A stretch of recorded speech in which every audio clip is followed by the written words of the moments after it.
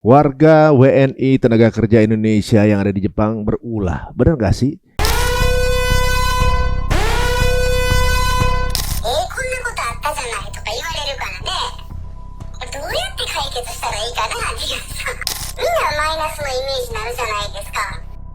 Jadi Oh, ibu ini nyuruh saya emang udah dari dulu disuruh upload, coba bersuara kamu, suaramu mungkin didengar, kasih tahu anak-anak ini kelakuannya sudah kelewat batas karena dia ngurusin orang Indonesia, orang asing semua diurus sama dia. Tapi secara kita lihat di video memang anak-anak Indonesia ini sering nongkrong di Dotonbori Osaka, duduk di emperan kayak di Indonesia mungkinnya sambil taruh minum, teriak-teriak, nyanyi, kibarin bendera, pasang gitu kan. Kan budaya seperti itu sangat bertolak belakang dengan Jepang. Sekarang Mas lagi masa pemilu, lagi pemilihan umumnya dia. Ada sayap kanannya politisi Jepang itu sangat anti orang asing. apa enggak bisa aja saya salah ya Mas ya? Ada kelompok preman dari Indonesia. Emang ada benar gak sih?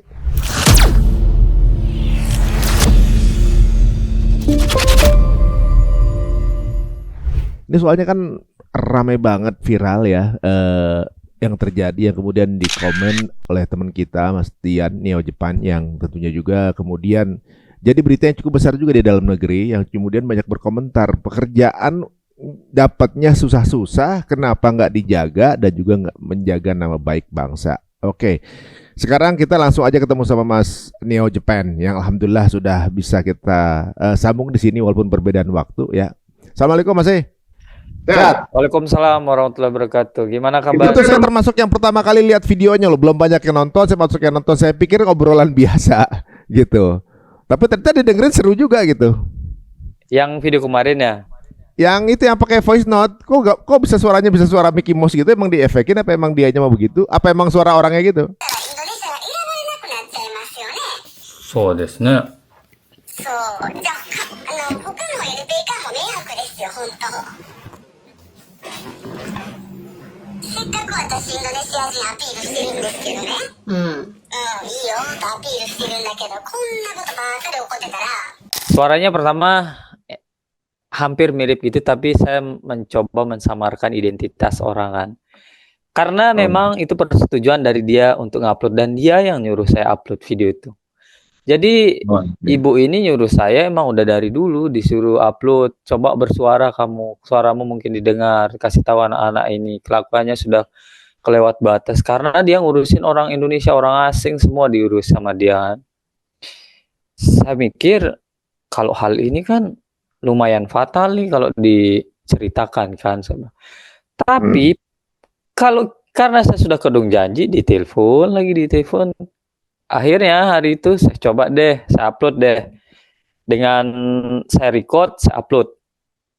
Awalnya saya upload pertama, saya reaksi saya sih biasa doang sih. Saya kira yang akan cuy itu mungkin sekitaran orang-orang yang masih ingin pergi ke Jepang, anak-anak yang sedang belajar bahasa Jepang. Ternyata kenapa jadi meledak viral sana sini. Sebenarnya yang bikin meledak viral itu bukan apanya ya. Orang yang memelintir video itu yang bikin meledak. Maksudnya terpelintir gimana? Memang faktanya ada begitu nggak sih di sana? Iya, karena beberapa apa namanya itu sosial media kan kadang menyampaikan sesuatu yang kita tidak pernah sebut, sesuatu yang apa yang kita katakan kadang diganti gitu kan. Terus di foto kita dipajang dengan suatu organisasi seolah-olah kita konflik sama ini. Padahal kita tidak pernah ada hubungan dengan organisasi ini. Di dalam percakapan pun saya belum pernah menyebut nama organisasi ini, suku ini. Saya cuma memberikan edukasi kepada orang Indonesia global di Indonesia untuk berhati-hati dalam bertindak beretika di sini. Biasa komenan nasihat template lah, jaga etika, jaga adab, ingat negara, cuman gitu-gitu doang. Cuman kemarin karena fatal anak ini orang Indonesia yang mencuri baru datang belum 2 bulan, baru 2 minggu nyampe Jepang. Curi. Ketahuan lagi. Ada CCTV. Sebenarnya Mas ya, kasus nyuri itu udah sering di asrama itu. Ibu ini sampai bingung gimana cara ngatasin anak ini. Bukan cuma di asrama, kalau setelah nyampe perusahaan pun saling curi. Bukan cuma nyuri uang, nyuri beras, nyuri baju, nyuri iPhone, nyuri HP, banyak kasus seperti itu. nyuri di minimarket, banyak sekali. Cuman karena ini sangat aneh sekali ya, yang baru datang sudah begini, dia minta Mm-mm. tolong, saya tolong kasih tahu anak ini supaya, masa baru datang udah nyuri, saya kesal juga lah. Masa baru datang nyuri? Oh, iya ada CCTV-nya katanya. Ada CCTV-nya ketahuan, mau langsung dilaporkan polisi, didatangkan polisi, dikembalikan uang yang dia curi. Dia curi uangnya itu 2 juta. 2 Rupiah. juta dia 2 mang itu kalau di Jepang, tapi kalau Indonesia 2.200.000 lah itu dikembalikan, dan yang dicuri uangnya itu orang Filipina. Sama-sama pekerja juga. Iya, sama-sama baru datang satu kamar. Kenapa bisa tahu? Karena ada CCTV, nggak bisa ngelak. Akhirnya orang Filipina ini memaafkan orang ini. Akhirnya laporan dicabut. Tapi, oh ini anak ini dilepas, ini pasti nanti bakalan ngulang lagi nih. Ya mau nggak mau dicoret. Akhirnya dipulangin. Ya di penjara enggak, tapi dipulangin. Oh, I see. Tapi kasus-kasus gini ada banyak memang, sering. Iya ya, kenapa akhir-akhir ini kasus-kasus WNI di Jepang itu semakin aneh-aneh. Banyak. Kita berkaca dari tahun yang lalu gitu ya, yang sampai kasus pembunuhan Iya, kasus pembunuhan juga mulai rame tuh. Masa sih? Masa seriusan orang Indonesia ini? Saya sampai cek lagi, bener ini orang dibunuh, dimasukin di koper, dibuang di sawah. Terus perampokan di asrama yang dilakukan oleh orang WNI. Terus pencurian di minimarket, pencurian sepeda, penembak tiket tuh istilahnya nggak beli tiket, nyelonong masuk kereta. Nah itu ya, itu kalau itu saya tahu juga itu.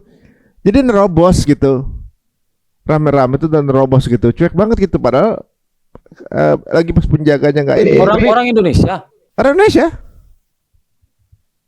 Orang Indonesia. Ya, saya pikir udah biasa di situ. Kalau yang nerobos tiket itulah kejahatan yang sudah nggak bisa dirubah.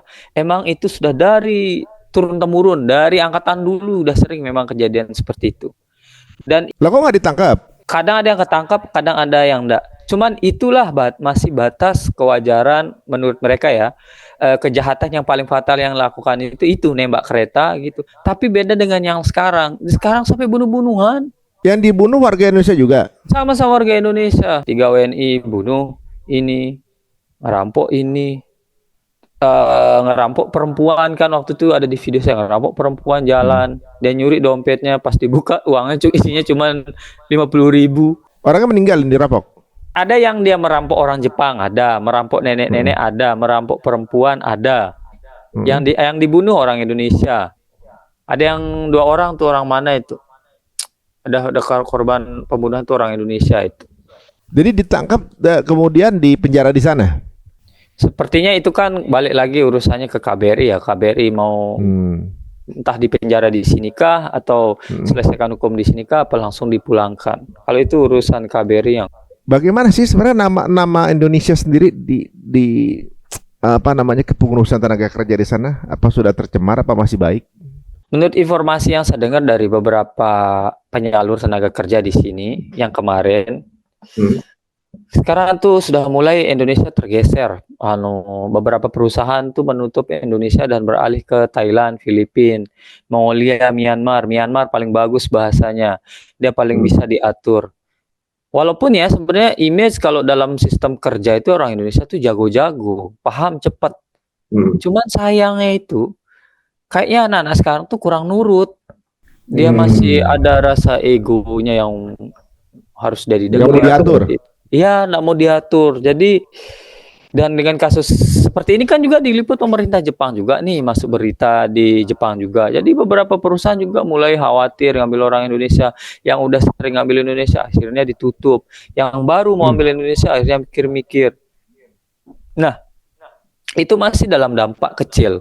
Ini kalau dibiarin, kalau saya nggak speak, kalau saya nggak ngomong, terus akhirnya kan meledak. Akhirnya tahu-tahu Indonesia ditutup, pengambilan anak magang dari Indonesia semua ditutup.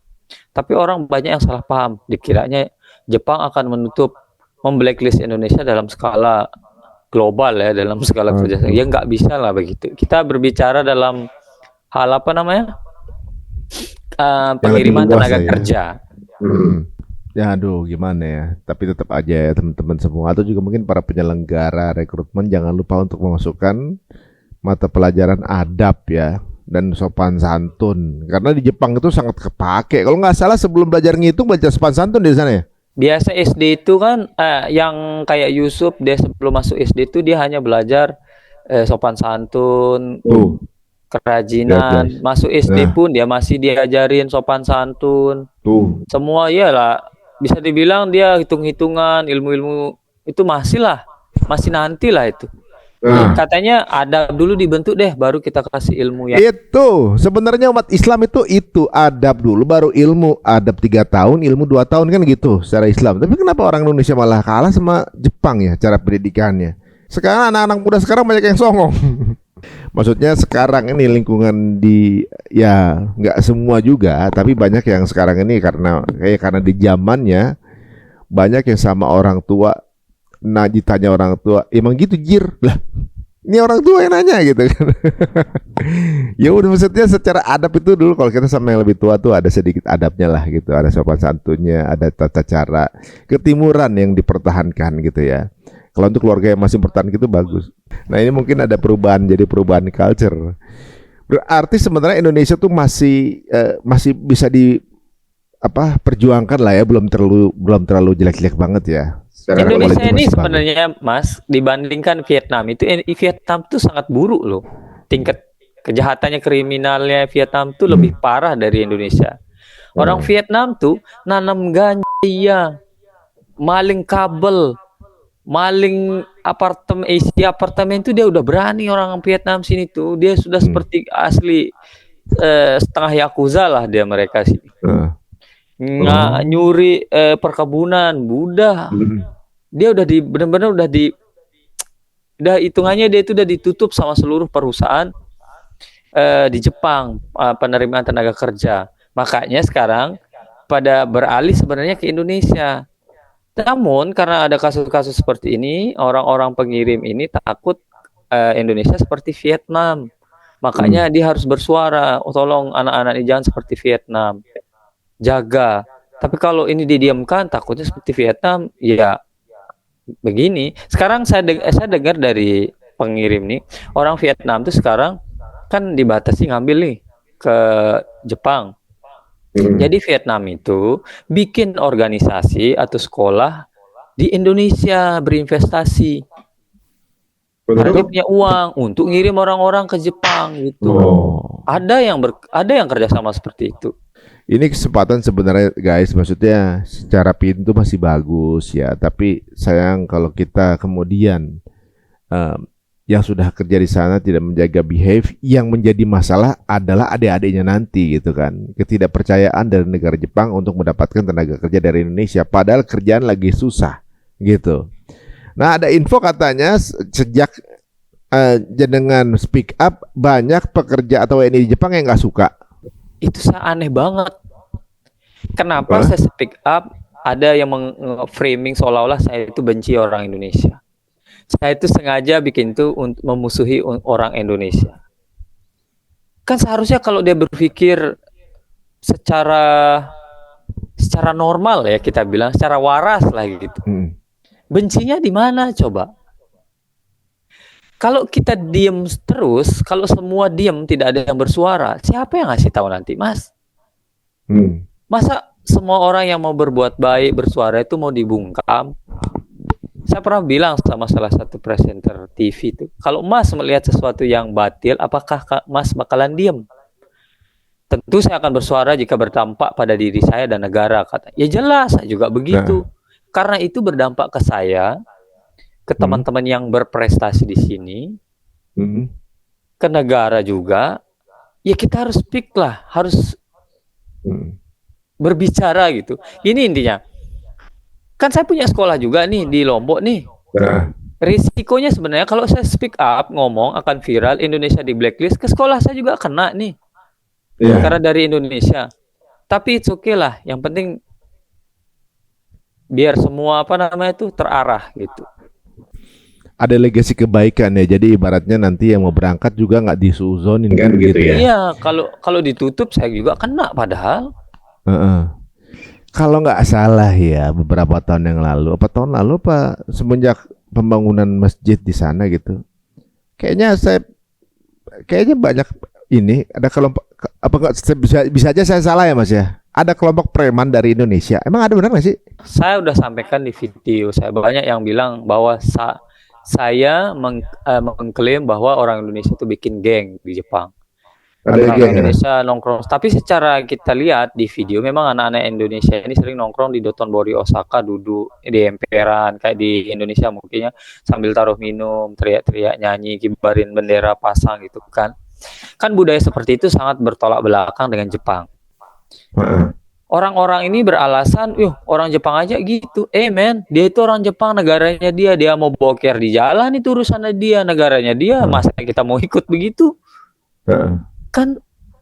Kan begitu. Jadi orang Jepang itu memang nggak negur langsung kan. Dia ngelihat, tapi dia mendem. Dia nulis, dia lapor polisi. Dia ngomong di Twitter, di sosial media, bla bla bla bla. Mungkin orang-orang Indonesia ini nggak tahu karena nggak bisa baca tulisan bahasa Jepang. Padahal mereka ngata-ngatain. Sekarang Mas lagi masa pemilu, pemilihan umumnya dia. Ada sayap kanannya politisi Jepang itu sangat anti orang asing. Jadi sekarang rakyat-rakyat Jepang yang mendukung, yang benci sama orang asing itu sangat mendukung orang ini. Jadi mereka udah mulai keluar ini. Gimana caranya orang ini dipilih supaya membereskan masalah orang asing. Di banyak pendukungnya sekarang.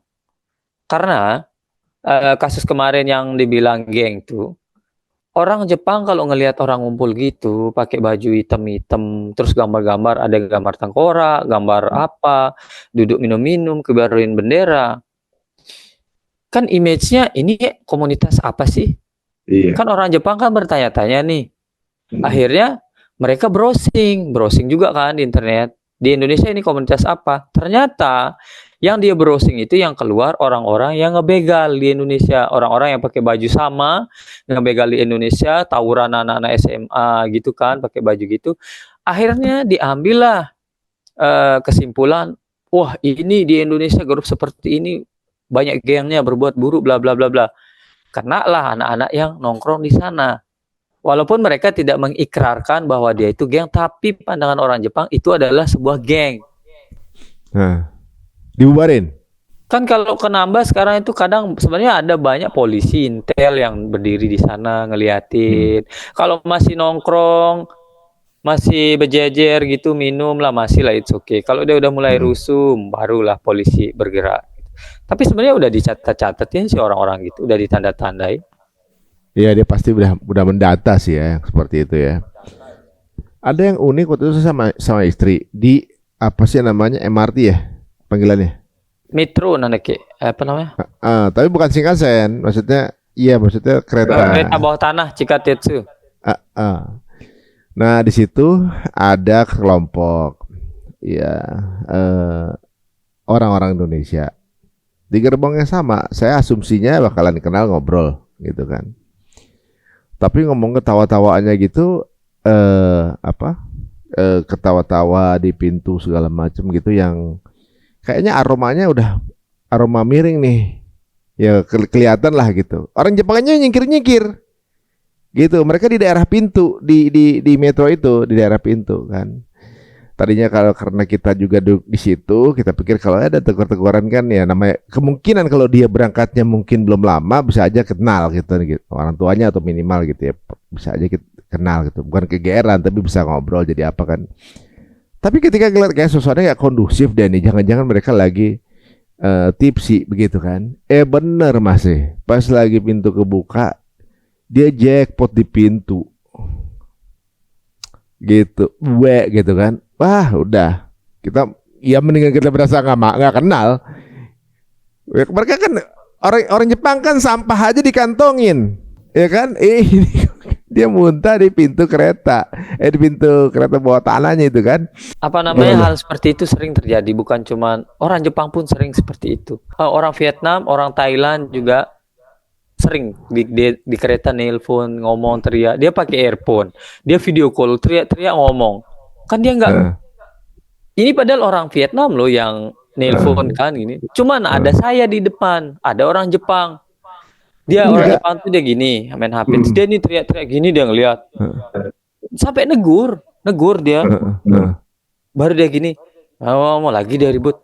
Padahal kan beda negara saya sama dia. Cuman saya kan orang asing, dia orang asing juga. Heeh. Saya sampai malu, padahal bukan dari negara saya loh. Saya sampai nyingkir loh, nyingkir karena saya orang asing. Saya takutnya dia ngira saya itu sama negara saya sama dia. Itu kan kalau lagi ngomong kenceng-kenceng. Kalau ini dia muntah. Di pintu kereta itu dia muntah itu. Nah, jadi maksudnya kalau tahu, nah masalahnya gini, mereka tuh pakai bahasa daerah. Dan saya paham bahasa daerahnya. Ada kemungkinan bisa aja tegur-teguran tadinya kayak begitu kan. Ketika begitu kan kita nyingkir. Wah, udahlah nggak usah ini. Malu ya gitu. Saya sama istri ngomong begitu. Witnessnya kita berdua. Aduh, malu-maluin banget sih. Sayang banget sih ini mereka dapat kerja di sini susah. Malah pada mabora begitu. Nggak, maksudnya kan berarti mereka tuh dapat kesempatan untuk kerja di sana gitu ya. Mungkin tuh lagi free time ya, atau juga mungkin kita lagi weekend apa gimana gitu ya. Cuma ya lebih behave lah gitu kan, mungkin lagi mau menikmati waktu lah, caranya mungkin beda-beda kali gitu, walaupun mungkin ya nggak kita sarankan sih minum-minuman keras ya, ibaratnya ya haram juga. Nah, tapi kemudian tadinya kita mau, wah orang Indonesia nih lagi rame gitu pakai bahasa daerah, dan saya paham kalau ujungnya baunya aneh begini, tiba-tiba ada satu yang kemudian itu jackpot di pintu. Saya ya langsung ilfil banget, itu orang Jepangin juga pada nyingkir, dia orang sampah jadi kantongin, apalagi begituan kan, kabur semua, minggir. Ingat sama Ustadz Herizal, pimpinan Masjid Istiqlal Osaka.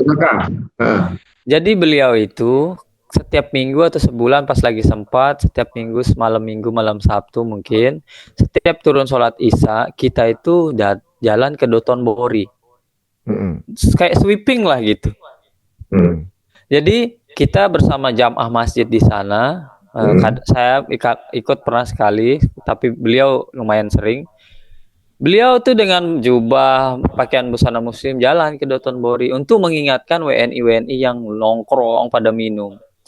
Tapi ketika mereka datang, kalau udah dilihat ada Ustadz Herizal atau Ustadz ada di masjid datang, itu ada kabur. Kabur semua. Wih, larinya kalang kabut kayak dicari intel gitu. Padahal kan kita datang jalan, ngasih tahu, ingat-ingatin, jaga etika ya, baik-baik ya, ajak ngobrol, ayo ke masjid. Kita sering begitu, ngasih masukan seperti itu. Karena ada yang bawa minuman 2 kresek, saya datang pas lagi kumpul, datang pas ada Ustaz Rizal datang. Ada temannya datang bawa kresek minuman, dilihat Ustaz Rizal, kita yang datang langsung putar balik. Wih, hilang bawa minuman. Kita itu menunjukkan kita bukan hanya keluar-keluar di sosial media, kita itu turun ke lapangan ngelihat sendiri gitu. Sangat disayangkan sih ya, warga Indonesia yang ada di Jepang ini kan orang-orang yang positif jauh lebih banyak sih sebenarnya kan. Yang saya kenal juga ya bangun masjid lah, jadi imam. Nah, imam kita imam juga di Shizuoka, Subhan Muhammad Bani, Yokohama juga gitu, di Osaka juga, orang-orang baik semua gitu. Tapi kemudian mereka yang udah mencoba untuk menjaga nama baik, kemudian yang disangkut pautkan kan bukan cuma negara, kemudian keyakinannya juga, nih orang-orang Islam begini amat gitu kan. Nah, jadi itu orang-orang yang di masjid pun mereka dan kita itu tidak mengakui kita itu soleh, suci.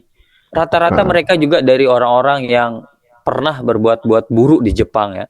Tapi mereka tahu itu dan sadar dan berubah diri, dan dia sekarang tahu hal itu buruk, dan mereka akan mengajarkan ke adik-adik ini lagi, akan memberikan, saya mah kamu baru nongkrong ini, saya mah sama Yakuza sering ketemu kok, berantem, cekcok, sering, orang-orang masjid, teman-teman kita itu sering seperti itu. Tapi itu udah dulu, kita nggak usah gitu lagi gitu.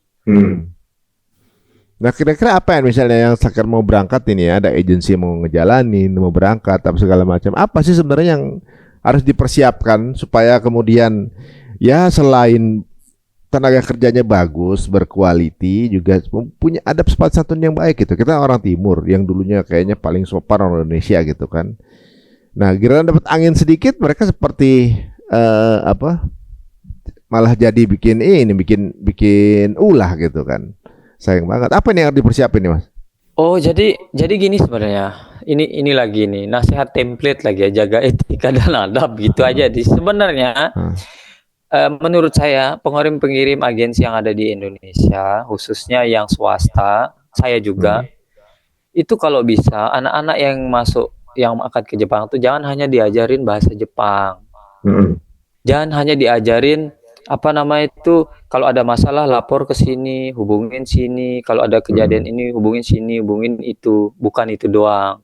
Bukan cuma diajarin musim-musim wanita Jepang, sakura, bukan. Adari juga budaya yang benar-benar sesuatu yang apa namanya itu, yang di Indonesia boleh, yang di Jepang nggak boleh. Itu harus benar-benar diterapkan. Jadi Contohnya apa sih? iya, seperti kayak tadi, kita kan mungkin kalau ke Jakarta atau di mana, kita sering lihat anak muda nongkrong di Lawson, di 7-Eleven tuh nongkrong tuh sampai full parkir. Kadang kan, kan di Jepang itu kan aneh pandangan seperti itu. Itu nggak boleh begitu. Jadi budaya seperti itu nggak boleh. Terus duduk ngalangin jalan, ngibarin bendera organisasi kayak di Indonesia mungkin it's okay orang gini-gini. Di Jepang itu nggak boleh. Terus naik-naik di atas pohon. Di Indonesia kan sering, di Jepang itu naik-naikin bunga sakura juga nggak boleh. Hal-hal yang saya rasa agensi yang ngirim ini juga mantan-mantan orang yang pernah tinggal di Jepang. Saya rasa mereka tahu peraturan Jepang sampai sedetail itu. Dan itu pas masa pendidikan harus ditekankan selama mereka berpendidikan. Jangan cuma pas ada di Jepang, dari dia masuk selama beberapa bulan di sana itu harus diperketat. Anak yang masuk juga harus dicek backgroundnya, keluarganya, dia dari mana, apakah pernah terlibat kriminal, apakah dia pernah masuk organisasi negatif, buruh, itu semua harus dicek. Jangan cuma dicek bahasa. Sekarang gini Pak, gampang orang ke Jepang itu sekarang dengan uang 40 juta. Lulus bahasa Jepang level 3, lulus sertifikat ujian skill worker namanya itu. Dengan modal itu, interview perusahaan, lolos, bisa langsung ke Jepang. Gampang sekali itu sekarang. Sekarang ada berapa jumlah orang Indonesia di Jepang? Wih, kalau di total ratusan ribu udah sekarang. Udah banyak ya? Banyak banget, di setiap kota sampai 10.000. Nagoya paling banyak, Osaka, Tokyo itu banyak tuh. Berarti kesempatannya lagi bagus ini. Karena memang penyerapan tenaga kerja kan kurang ya. Dia lagi bagus begini jangan sampai Saya dapat rusak. informasi dari pemerintah Jepang ya. Nanti saya dikira nanti kenal orang parlemen bla bla bla ya, nanti kan. Jadi pemerintah Jepang ini sebenarnya dilema Pak, Mas. Di satu sisi mereka itu membutuhkan tenaga asing dari Indonesia. Dia tidak mungkin blacklist Indonesia total ya. Siapa yang mau kerja nanti di Jepang? Anak-anak muda Jepang nggak ada yang mau kerja kan? Di satu sisi dia juga memikirkan perasaan warga Jepang yang udah mulai resah dengan orang asing. Jadi dia bingung juga nih mau dengar yang mana ini. Kalau ditutup ini ekonomi Jepang ambruk. Iya. Kalau nggak ditutup, keresahan terjadi di mana-mana. Makanya Kalau ini dilema memang perusahaan Jepang ini, orang pemerintahan Jepang ini. Iya ya, mengambil tenaga kerja takutnya bermasalah. Kalau skill kerjaan sih udah terdengar kalau kerjanya bagus-bagus, maksudnya ulet lah ya gitu. Dan itu kan mulut ke mulut guys. Image Indonesia punya pekerja bagus itu mulut ke mulut juga. Nah kalau tidak bertindak sopan itu juga akan jadi mulut ke mulut juga kan, gitu. Jadi impactnya itu bisa dirasakan ke depan gitu. Siapa tahu nanti anak cucunya ada mau juga ke Jepang jadi masalah juga gitu. Karena udah mereka tutup misalnya close untuk tenaga kerja Indonesia gitu kan, sayang banget gitu. Terus gimana nih Mas dia sendiri menyikapinya untuk memperbaiki hubungan Indonesia dan Jepang perihal tenaga kerja? Pak, emang nggak ada masalah atau ada sesuatu yang perlu diperbincangkan kembali atau gimana? Seperti kasus yang sudah viral kemarin-kemarin kan. Jadi saya semoga dengan peristiwa itu ada sedikit senam jantung lah buat aware buat orang-orang yang akan berangkat sama orang-orang yang udah ada di sini bahwa eh, dengan viralnya ini mereka lebih hati-hati untuk ke Jepang. Jadi dampaknya ini memang dirasakan oleh WNI yang lain juga. Yang hati-hati siapa? Indonesianya apa Jepangnya? WNI-nya? Kirain Jepangnya yang hati-hati merekrut. Kalau Jepang mah dia juga sekarang akan mempersulit program perseleksian dalam perekrutan. Dia akan memberikan peraturan, kan dia sudah membentuk satgas untuk orang asing. Dia itu akan mungkin nanti dampaknya mempersulit visa, mempersulit izin tinggal kita, nanti semua dipersulit. Itu kan berdampak semua.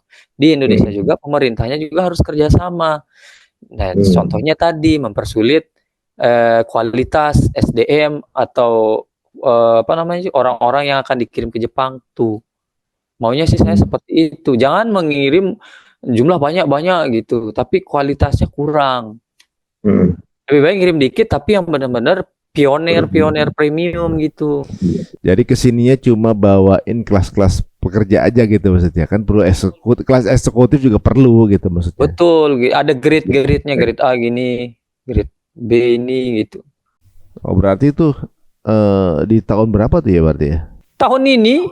Oh ya ampun, ya udah kalau gitu teman-teman mulai sekarang ya mungkin atau mungkin memiliki skill-skill yang nggak dimiliki orang lain kalau kerja di Jepang. Udah gitu dipastikan adab itu sangat penting bagi orang Jepang, mereka juga jaga adabnya luar biasa gitu. Nah kalau di sana sebenarnya kelas-kelas yang dibutuhkan tuh kelas apa pekerjaannya? Apa buruh semua atau eksekutif juga? Karena saya kalau nggak salah waktu ke Shizuoka itu ada orang Indonesia yang merupakan salah satu desainernya Lexus kalau nggak salah tuh. Ada juga di situ. Jadi kira-kira lowongan kerja apa sih di Jepang yang paling banyak dibutuhkan tuh?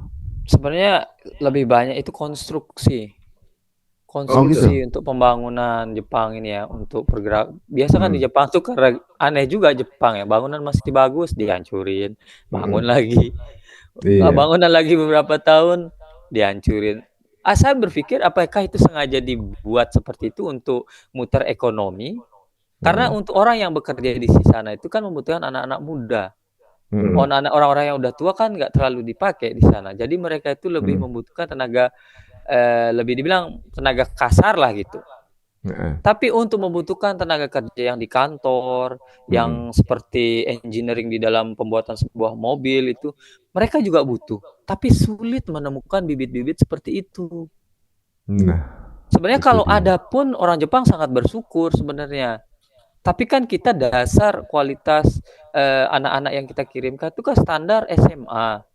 Dengan kualitas ya yang penting bisa ngelas dikit deh, nanti gua ajarin di sini gitu kan. Kan itu didiknya juga nggak terlalu susah ya. Jadi kita bisa, jumlah orang yang kita bisa kumpulkan bisa banyak. Tapi untuk membutuhkan yang kelas premium, mereka juga butuh tapi susah ngumpulinnya, Mas. Kalau bahasa kendala nggak sih? Apalagi bahasa. Ada yang kesana bahasa Jepang ada nggak? Ada. Yang baru masuk beberapa bulan udah dikirim ada, Mas, yang nggak bisa bahasa Jepang dikirim. Berapa persen tuh kemungkinannya? Ya nggak banyak sih, cuman ada beberapa. Cuman kita, wah ini kalau udah didolosin seperti ini, kalau banyak lagi tambah bikin malu juga ya. Kok bahasa Jepang standar kurang udah dikirim? Ada juga seperti itu. Minimal ya gimana ya? Bisa bercakap-cakap dalam 6 bulan di Jepang ya, insya Allah lah aman lah. Janganlah dikirim yang benar-benar zero begitu. Iya. Ada advice nggak, Mas, buat sekarang ini ya? Kan kemarin kalau nggak salah tuh Mas Dian ini dikaitkan dengan salah satu kelompok gitu ya, yang kemudian jadi kadang-kadang postingan di sosial media tuh melebar ya ke arah-arah yang tidak semestinya ya. Orang kalau nitip duit bisa kurang, nitip omongan bisa lebih. Kadang-kadang kalau misalnya lagi nggak ngomong gini, tiba-tiba clickbaitnya apa gitu. Nggak mau salah sama ini gara-gara tayangan begitu, masalah sama apa gitu. Terimpact nggak? Terimpact banget. Pertama, organisasi-organisasi yang tidak mematuhi peraturan di Jepang itu, pertama dampaknya bukan karena saya juga ya, warga negara Indonesia semua kena image-nya. Terus kemarin karena kasus, entah karena saya membahas sesuatu yang sangat kurang ajar yang mencuri itu. Saya bahas itu, fokus di sana. Mau saya himbau orang-orang Indonesia jangan sampai seperti itu. Ini kejadian sudah parah banget. Saya diupload. Bisa-bisa kita ditutup oleh Jepang perekrutan. Akhirnya dengan narasi seperti itu, dengan video yang di unboxing Japan itu yang kena organisasi itu semua, salah satu akun menggabungkan video saya, menuliskan pemerintah Jepang akan menutup akses bagi WNI Indonesia, ulah dari salah satu organisasi silat bla bla bla bla. Akhirnya ke framing orang-orang tuh ngajar komenan saya. Apa yang saya sampaikan yang kau di komen lain. Jadi ada 2 kubu nih. Bahkan ada 3 kubu saya rasa. Kubu yang pro saya, kubu yang pro organisasi sana, sama provokator di tengah. Dia nggak dukung sini, dukung itu. Dukung sini, dukung itu. Akhirnya semua cekcok antara suku, organisasi. Padahal itu sangat melenceng dari apa yang saya sampaikan. Akhirnya menjadi besar. Ya banyaklah DM dari organisasi mereka yang bla bla bla bla gitu ngomong. Ya karena saya tidak merasa salah, karena saya tidak merasa pernah menyebut organisasi dia, ya kenapa saya harus klarifikasi? Kadang orang nggak nonton, dia langsung cari. Ya udah, letak salah saya di mana? Silahkan tonton. Di mana? Kalau ada, saya sampai ulang video saya tonton. Saya salahnya di nyebut nggak gitu ya? Ya saya sampai bingung di mana ya salah saya, kok bisa sampai dikaitkan sama ini. Saya disalahkan, kamu tidak menenangkan orang-orang yang di komen. Hah? Saya disuruh untuk ikut terjun di komen itu berbicara. Kok saya bisa, gimana cara ngatur komen ratusan seperti itu? Saya disuruh matiin komen, saya disuruh gini. Kan saya juga dapat saran saran kritik juga dari komen kan. Kecuali saya memprovokasi sesuatu dan di komen itu cocok, saya mengaku salah. Tapi ini sama sekali tidak ada, saya senggol dan saya sampai dipertemukan dengan ketua organisasi itu. Kan kita sempat live nih di TikTok. Tanya, apa ini maksud dari apa statement yang kamu bilang? Yang mana Pak? Kamu itu bilang bla bla bla bawah ini. Pak, saya tidak pernah menyebut organisasi Bapak. Letak salahnya di mana? Saya dituduh saya salah satu admin unboxing Japan. Jawab ya apa tidak, kata saya, mengintimidasi saya nggak mungkin saya seperti itu. Jawab ya apa tidak, ya tidak, saya bilang. Ya mungkin kamu adalah yang menyetok video-video orang ke dia. Ya Allah, masa saya fitnah negara saya sendiri Pak?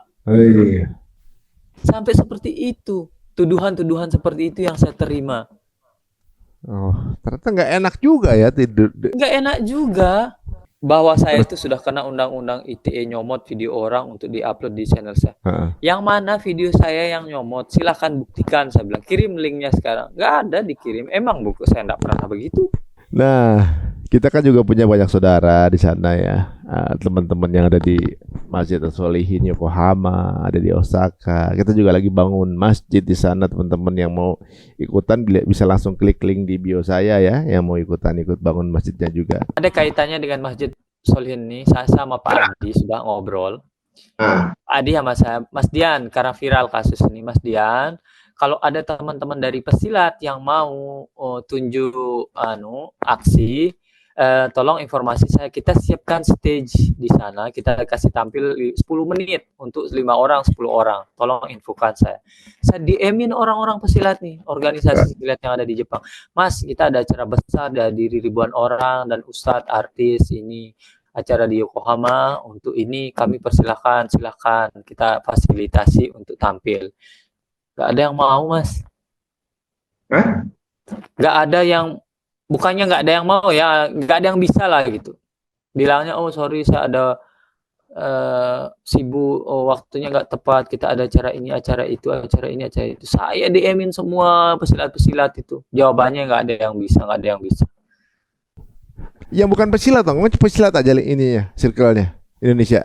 Ada yang pebola nggak gitu, bola, Ini sepeda. Mas, jadi karena image organisasi silat di sini kan sekarang udah dicap buruk gitu ya. Jadi saya pengen dia itu tunjuk gigi di arena yang benar-benar tempat show gitu. Jadi image-nya itu lebih bagus, teratur. Tapi belum ada yang bisa. Oh, Saya tanya, mengembalikan nama baik ya.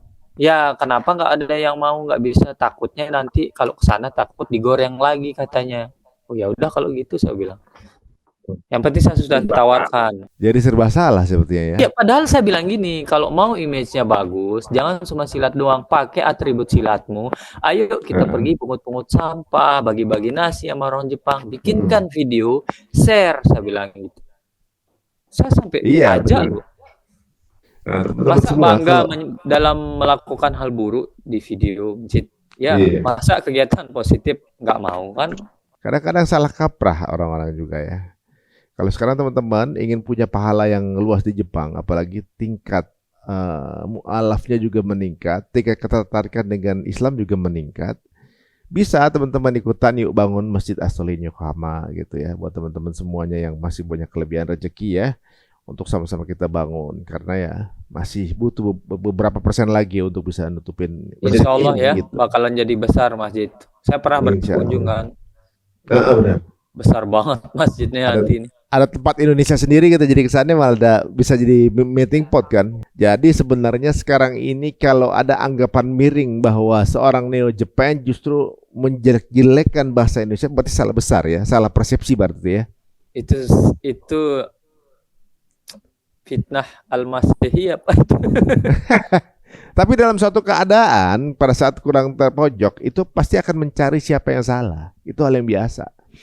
Dan ini berita ini kemudian akhirnya jadi viral itu kan Mas Dian yang pas lagi komplain waktu itu kan dipikir. Mungkin dipikir gara-gara Mas Dian kali gitu gara-garanya.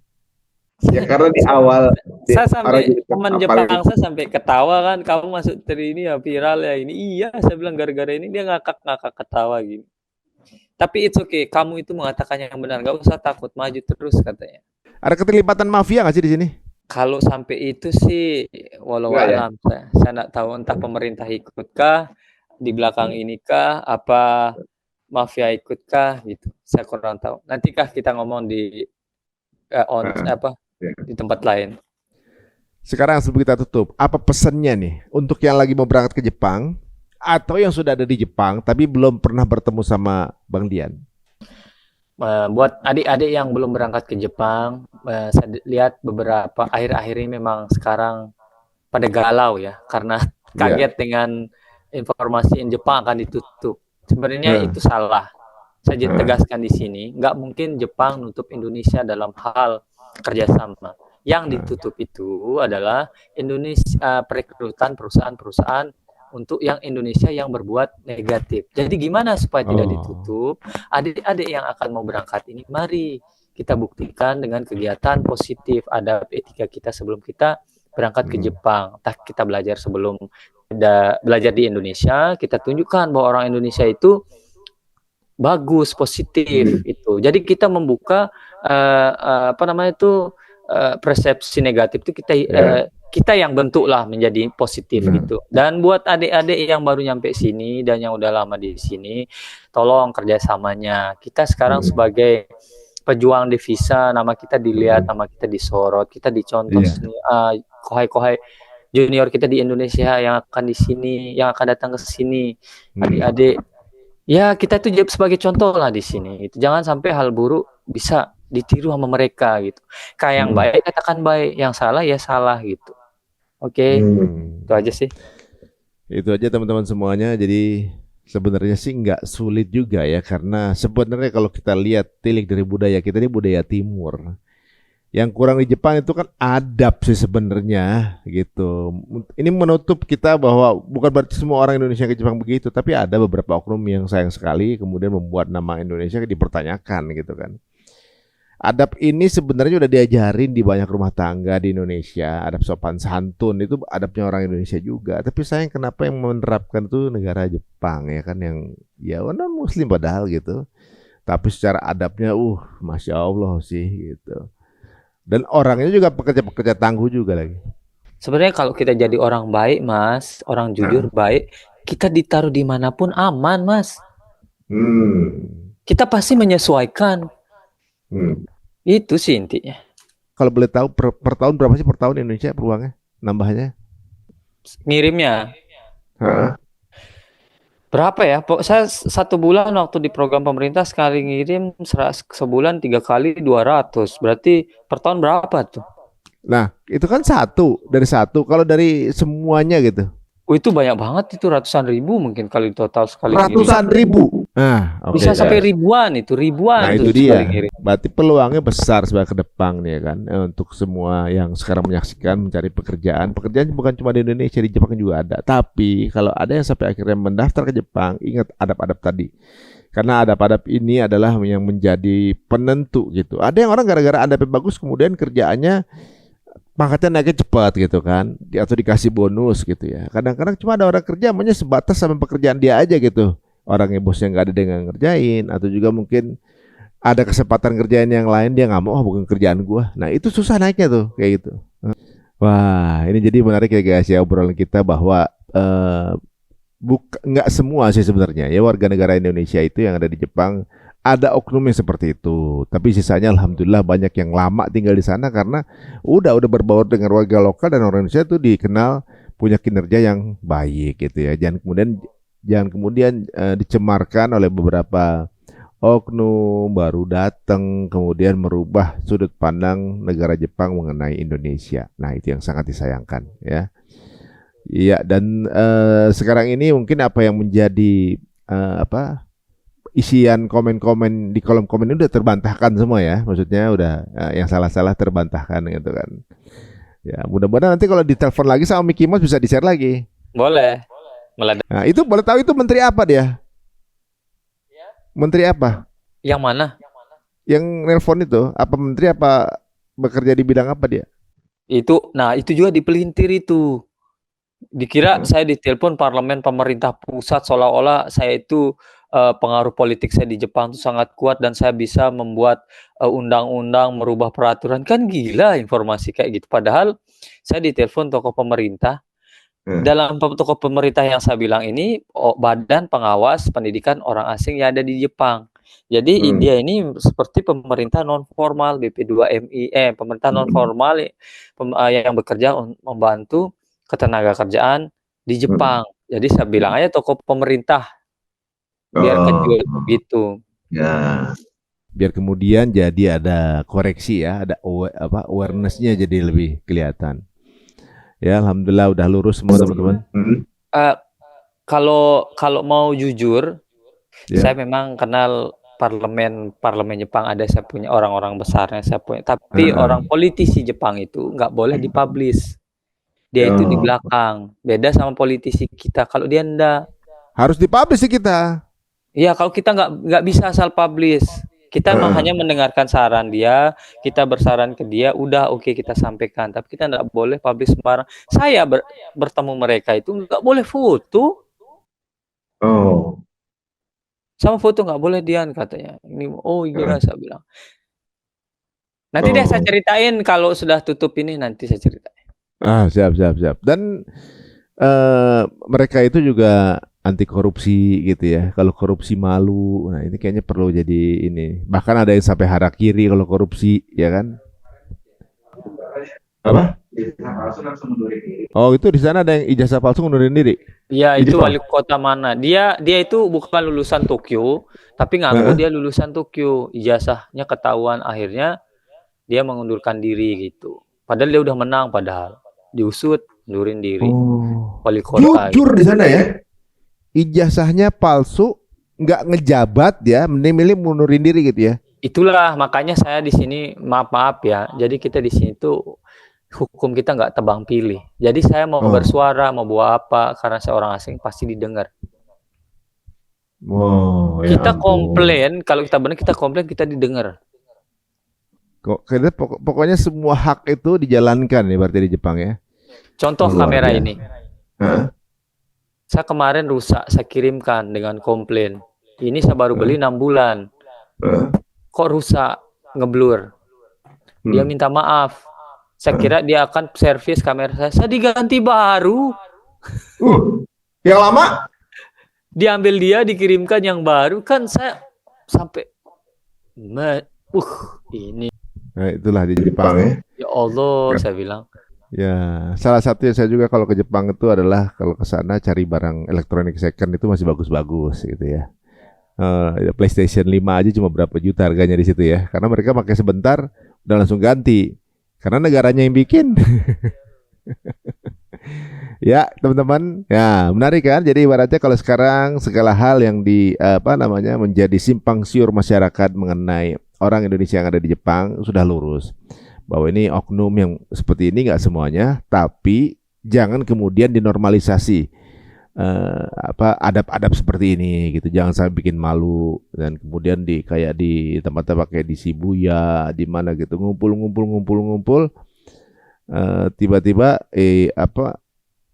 di tempat umum bagaimana gitu kan malu-maluin ya gitu ya. Walaupun kalau orang Jepang misalnya lagi ya saya juga pernah lihat sih orang Jepang pada nyangsang-nyangsang di pinggir jalan gitu pagi-pagi pada mabok tidur di jalan gitu ya kalau nggak salah tuh kan ada juga tuh. Malam minggu itu kalau udah lewat pagi itu kayak ikan tidur perempuan sama tidur.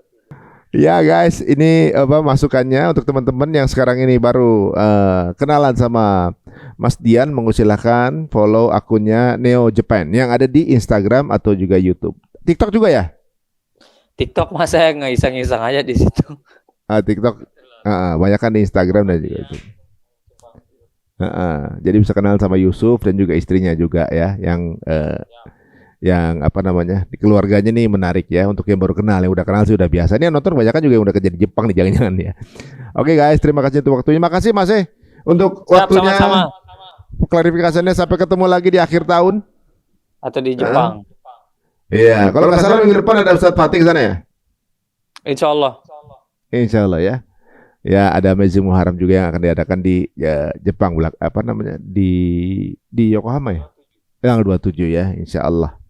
Oke teman-teman, sampai ketemu lagi. Jika dirasa menarik, sebarkan link ini ke teman-teman, ke circle teman-teman semuanya, dan semoga mendapatkan keberuntungan dari menyaksikan tayangan kita ya, yang kita luruskan segala hal yang hanya menjadi gosip ya sambil kita tabayun. Semoga akan menjadi impact kebaikan untuk warga negara Indonesia yang akan kemudian mengadu nasib mencari nafkah di Jepang. Sampai ketemu lagi. Assalamualaikum warahmatullahi wabarakatuh.